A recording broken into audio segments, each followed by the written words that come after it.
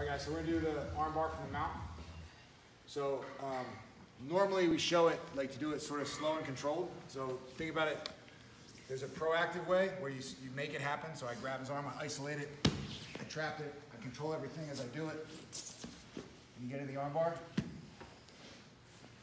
But then the reactive way is when the person, like you're in the mount and they push up on your chest. So they try to push you off. All right, so in general, most of the time you're gonna be trying to make it happen yourself, the proactive way, but you wanna have this as your reaction when the person does that, okay? It's usually like bigger, stronger guys and guys that aren't really experienced will try this on you. So your partner's just gonna push both hands straight up on your chest, right? They should be able to hold you up like this. All right, so all my weight's forward and make sure, push me this way. So if he's pushing me like that, I can't do it. So if the push back like that, if he's pushing back like that, I just need to bring my weight forward over his head. So try to keep your head over their head. Right? When they do that, hands go to the chest. Right?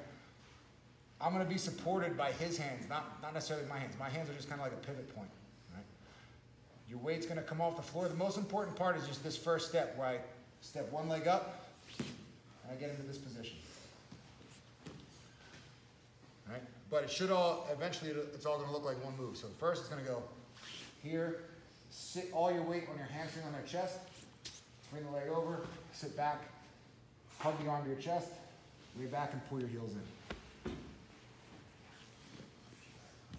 So mount and push up, hands come to the chest. First we'll do it slow. You see how I extend my leg? So if my foot's on the floor, then my weight's on my foot and there's no weight on him. So there's a lot of space here. When I extend my leg out and drop my hamstring on him, now I'm sitting on him. Right? That allows me to move this leg much easier. Try to sit to your butt, hug the arm. And see how as I lay back, I pull my heels in. Don't let your feet come up. So practice it in like basically those two steps at first. And then next we'll make it one move where you just sort of float around them, right? 1, 2, 3. Really push up, so they should be able to support all your weight on their hands for a second, all right? And again, your hands, don't rely too much on holding yourself up. It's just for a second to get you to move, right? So now instead of making it 2 steps where you go 1, 2, eliminate the first one. So it's just gonna be 1. So I'm gonna do it halfway. Right, see how I extended my leg? That immediately puts my weight on him, which will hold him down, right? And when you bring your leg over, don't put your foot like that. Okay, see all this space? Right? What you want to do is swing your leg. It should basically just brush across his face. Like that. Right? So when you do this, you want to stay as close to them as possible. The more, when you're doing a move like kind of this, just like a sort of a speed move, the more space you give, the less, the more chance they have to escape. The closer you stay to them, the easier everything's going to be. So try to make it one move and think about, you have to just sit all your weight on their chest. So person on bottom, make your body tight so you're ready for like an impact. And person on top, you want to think about trying to just really drop your weight onto their chest. All right. So when you sit, see the position of my hands? Don't let go and try to grab anything. All right? In a scramble, you might even miss it with your hands. But if you just hug your arms together, you'll almost always just snag their arm. And the good thing about doing it fast in the transition like that is that he doesn't have a chance to connect his hands. So rather than going back, he can reach for it. And then we're going to work on how to finish once it's locked out straight. But I want you guys to focus on, as you lay back, just hug your hands to your chest. And as you go to your back, pull your heels in. So again, person on bottoms, push up hard. Right? 1, 2, 3. The more you turn your body completely to the side, the easier it's going to be to get your leg around. So if you go,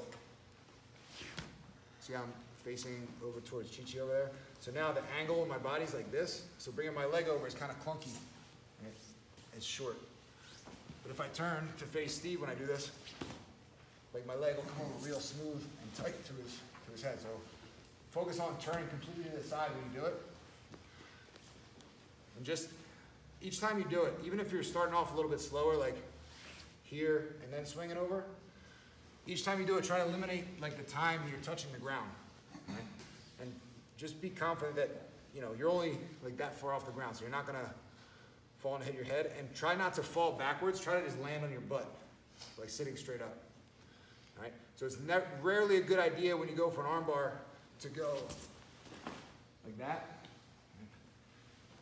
You can, if the person, like, connect your hands. If I pull back and he's rolling into me at the same time, you basically just pull the person up on top. So it's in general, it's better to sit to your butt when you spin. And then have control over how you go back. Right? So now we'll work on finishing once the arm's straight. Right? So hug to straighten it out. Pinch your knees and pull your heels in. Right? You should have the arm hugged, and then you can go to holding the wrist like a baseball bat. Usually, this is enough to finish. If you pin his wrist to your chest, just laying back is enough to finish. So Matt's got flexible arms. So you will have times where you do this. You hug and pull back. Now I'm completely locked out straight, but he hasn't tapped yet. Right, so that's when you need to start applying different ways of pressure. So on some people, pulling straight down isn't enough. Push your shoulder up. See that? He can resist the pressure if he pushes his shoulder up and throw and turns away a little bit. So now you got to start manipulating his hand. So his arm always breaks opposite direction of the thumb. So in general, what I like to do, I start here and then I grab the thumb, pin the back of his hand to my chest. I'm going to point my knee in a little bit towards his head, and I pull his hand down past my hip and towards the floor. So in guys with flexible arms, going straight down usually isn't enough. You have to turn their hand and bring it to the side and point your knee in. Right? So his arm's going this way and my knee goes that way. This leg, don't do this with this leg because he'll just pop his head up and be out. This leg stays basically heavy on the neck. This one turns in a little bit and pull out to the side. If you get, that's not enough, you're going to hold it in place with my right hand. I'm going to pass my elbow over and trap his wrist under. And now same thing, my knee goes in and I pull my elbow down towards the floor to finish. So the progression will go like this. You hug your chest, lay back, person hasn't tapped. Connect with your hands, grab the thumb, pull it to the side, point your knee to this side. If that's not enough, you pin it as far as it'll go. Pass on your arm. You can also sometimes use two hands and just like push it. All right, so try all those. Try hugging it straight to your chest, grabbing the thumb, turning it in, two hands pushing, and then trapping it under your elbow. But notice the angle of my knee. It's pointing in, not straight up. All right?